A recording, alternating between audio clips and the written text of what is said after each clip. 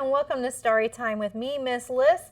Today we are reading a story you know. This is Cinderella, but this is one of the most beautifully illustrated copies of Cinderella I have ever seen. I discovered it when I was 11 or 12 years old, sleeping over at a cousin's house. We had a great time, but this book just stopped me in my tracks as I looked through it because the illustrations to me are just gorgeous. So without further ado, this is Hilary Knight's Cinderella. Hope you enjoy. Once upon a time, long, long ago, there lived a merchant, his beloved wife, and their beautiful little daughter. They were blessed with health, happiness, and all the good things of life. Their cozy house was in a lovely valley surrounded by friendly neighbors, and on a hilltop overlooking the valley stood the palace of the king and queen and their young son, the prince. But fate brought a sudden end to the merchant's blissful life. One day, his wife became ill, and within a week, she died. The merchant and his daughter were grief-stricken, but after several years, the merchant began to search for someone with the same qualities as his late wife. At last, he thought he had found her. She was a widow with 2 young daughters of her own. He married her and brought his new family home with him. His daughter welcomed them happily. But within a few months, fate struck once more. The merchant was lost at sea on one of his ships. Soon the merchant's daughter discovered the true nature of her new mother and sisters. They were jealous of her beauty and kindness and forced her to be little more than a servant in her own home. They dressed her in rags and made her sleep in an attic room on a bed of straw. And they were always ordering her about. "Fix the tea, wash the dishes, sweep the ashes," they would scold. Because the poor girl spent her few free hours huddled by the kitchen hearth among the ashes and cinders, they called her Cinderella. One day, some time later, a messenger from the king brought an invitation to a royal ball. All the eligible young ladies in the land had been asked to attend, for the prince was looking for a bride. Cinderella's wicked sisters immediately began arguing about what they would wear. Poor Cinderella had nothing but rags.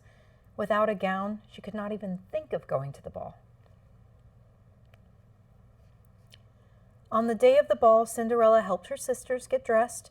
They did nothing but fuss and fret the whole time. And when they were ready, they flounced off without even saying goodbye. All alone, Cinderella sat down beside the hearth. "How I wish I could go to the ball," she cried. Suddenly, into the kitchen flew a most extraordinary person. Who are you?" asked Cinderella, drying her eyes. "I am your fairy godmother, and because you are so kind and good, you shall go to the ball tonight." "But, godmother," said Cinderella, "my sisters have taken the carriage, and these rags I'm wearing are my only clothes." "No bother," said the fairy. "We will find everything we need right in the garden. Bring me a pumpkin, 1 fat rat, 2 mice, and 4 lizards." Cinderella watched with amazement as her fairy godmother began to chant, giving each of the things she had asked for a tap with her magic wand. "A plump orange pumpkin, I've been told, will make a fine carriage of crystal and gold. Little mice, very nice, there'll be 2 footmen in a trice. Here, old rat, a playful pat, now you're a coachman, jolly and fat. Lizards will complete our needs, they'll become 4 stamping steeds." "Now, Cinderella," ordered the fairy, "fetch me the following: guinea fowl feathers and bottles of blue, moth wings and cobwebs sprinkled with dew. I'll mix them with berries and sassafras and dress you in gossamer with slippers of glass." "There," cried the fairy triumphantly, "you're ready for the royal ball." With a cry of joy, Cinderella sprang into her carriage. "Beware, Cinderella," called her fairy godmother. "You must leave the ball by midnight, or the spell will vanish. The carriage and horses, the footmen, your gown, everything will disappear when the clock strikes 12. "I will remember," called Cinderella, waving goodbye. From the moment Cinderella entered the ballroom, the prince would dance with no other. Her wicked sisters did not even recognize her. Everyone wondered who this beautiful stranger could be. While the orchestra played waltz after waltz, Cinderella danced every one with the prince. She was so happy she did not think about the time. When at last the clock began to strike the hour of midnight, Cinderella scarcely heard it. Suddenly, Cinderella recalled her fairy godmother's warning. She ran out of the ballroom and flew down the stairs.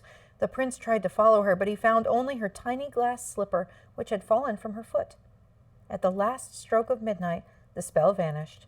Cinderella's gossamer gown disappeared. When she looked for her carriage, there was only a shattered pumpkin shell. All that was left of the fairy's magic was the other glass slipper. Cinderella put it in the pocket of her shabby apron and ran all the way home. When Cinderella's sisters returned from the ball, they taunted her with stories of the grand time they'd had. They told her about the mysterious stranger and how the prince had sworn to make her his princess.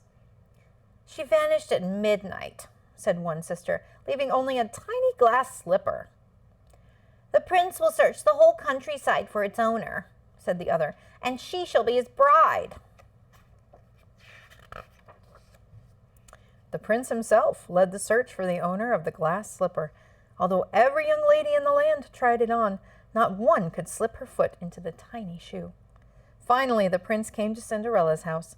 The first sister tried on the slipper, but it was much too small. The second sister pushed and pulled at the shoe, but try as she might, she could not get the slipper on.